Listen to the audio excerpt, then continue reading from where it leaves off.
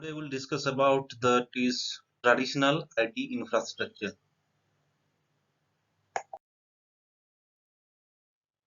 So what is traditional IT infrastructure? Traditional data centers consist of various pieces of hardware such as a desktop computer which are connected to a network via remote server.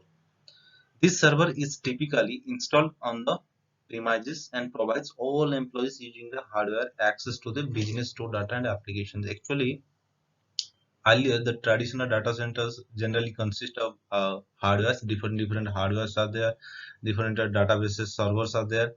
Then what we do, that is, we have to this server is typically installed in the premise. Suppose Golgotia University you are taking, then what we have to do? We have to install the server in the Golgotia University only. Then through this to this server, all the employees in the Golgotia University as well as the student can access to that server. Okay, businesses with IT model must purchase additional hardware and upgrade in order to scale up their data storage. Just like I have taken the examples of Golgotia's University. The Golgotia's University will buy some storage spaces. That storage spaces that can be used by the all the employees and the students in the Golgotia University campuses only. Cloud computing versus traditional IT infrastructure. Cloud computing is far more abstract as a virtual hosting solutions. Instead of being accessible via physical hardware, all servers, softwares, networks are hosted on the in the cloud of premises. It is a real-time virtual environment hosted between several different servers at the same time. Actually, in the suppose I'll take the example of hard disk. What is hard disk? Hard disk where the computer we are storing the data in the hard disk. Then the operating systems will uh, create the virtual storage to the user. Just like think about C drive, D drive, E drive. These drives are what? Actually, we are storing the data in that drive, C drive, D drive, E drive, but the data actually stored in hard disk. Yes or no? That actual data is stored in hard disk. But actually the hardware is a single one. That is hard disk is a single hardware. But the operating system create multiple copies of that hardware. That is multiple copies of the hard disk. That is called virtually that operating system create virtual storage. Single hardware that is hard disk. But the operating system creates multiple copies of that hard disk, and that multiple copies we called virtual storage. C drive, D drive, E drive. Similarly, what we are doing, actually one cloud server may be there. Then by the hypervisor is just like operating system. The hypervisor creates virtual storage or virtual server, so that this server can be assigned to multiple user. Okay. So rather than investing money into the purchasing physical servers in the house, you can rent the data storage space from the cloud service provider on a more cost-effective pay-per-use basis. Already I have told you what is pay-per-use. According to your uses, you have to pay the fees.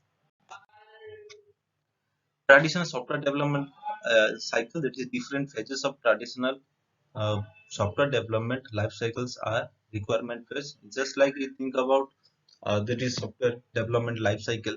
If you have read about software development life cycle phases, that is requirement phases, requirements gathering focus on what the customer's requirement, what is the customer's requirement, and specify the requirements, how to initiate the project, how you initiate the project, that needs to be defined in the requirement phase. Then analysis phase, prepare project schedules, estimate the efforts, task duration, tracking of the schedule happens in parallel the rest of the subsequent phases. That is analysis phase means you have to schedule the project, at what time the project should be completed, and what are the minimum efforts required to complete that project.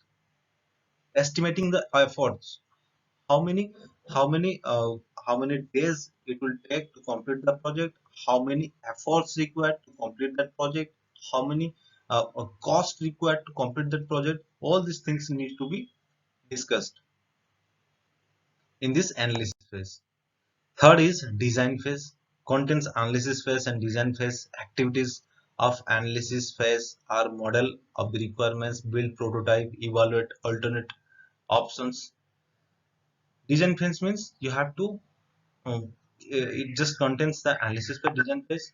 Activities of analysis phase are model requirements, building the prototype. Actual, this is suppose actual project. Then you have to create and prototype this project. Okay, and evaluate alternate options. Then development, construct the code. In other words, we have to implement the design. Whatever we have designed, that design has to be implemented in the development phase. Then testing phase, unit wise, after code integration, final the system. Then what you have to do, deployment phase, deliver, support and maintain the deployed software.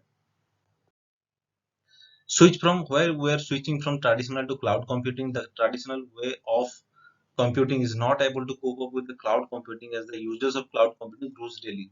Some of the primary reasons, one is first reason why we are migrating from traditional IT to cloud computing, because of the following reasons. These following the reasons are flexibility. The traditional services are not able to meet up with the changing demands, because as I am a user, I may require suppose currently I am requiring 2 GB of data space, but sudden that 2 GB data space I stored there, but after that I again require 1 GB of free data space. Then what I have to do? I have to request for the I have to make the request to the cloud service provider. That is changing of the customer's demand. So that is not flexible in the traditional IT, but it can be solved by the cloud. The cloud service provider will give you the resources according to the customer requirement. Whereas cloud-based services are ideal for businesses with growing or shifting bandwidth demands. If customer needs increase, it's easy to scale up cloud capacity. What I have told now, that is written here. According to the customer requirement, the cloud service provider can scale up the capacity. Automatic updates. One of the uh, benefits of cloud computing is that there is no need to worry about the updating the software. Reduce cost. Cloud cuts down on the hardware cost. The client can select or subscribe choice hardware from the cloud provider. According to the customer demand, he can request to the cloud service provider. According to according to your uses, you will pay the fees. Suppose I require small amount of hardware, then according to for the small amount of users of that hardware, I will just pay a small amount of fees. So this is significantly reducing the cost if you use the cloud service provider. Uh, then worldwide access, you just for accessing the cloud server, you just need internet, nothing else. You just need internet. Anywhere in the world you can access your cloud server. Then increased team can access, edit, share documents, files anytime from anywhere. Since we are connected, you can connect to the cloud at anywhere in the world. So you can do the teamwork. Like suppose if you are doing on a project, then all your friends in the team, that you can edit it, you can access it, you can document files anytime, anywhere in the world. It helps teammates update in real time and gives full visibility of their collaboration. Okay, this is the second part we have completed. Uh, okay, thank you all.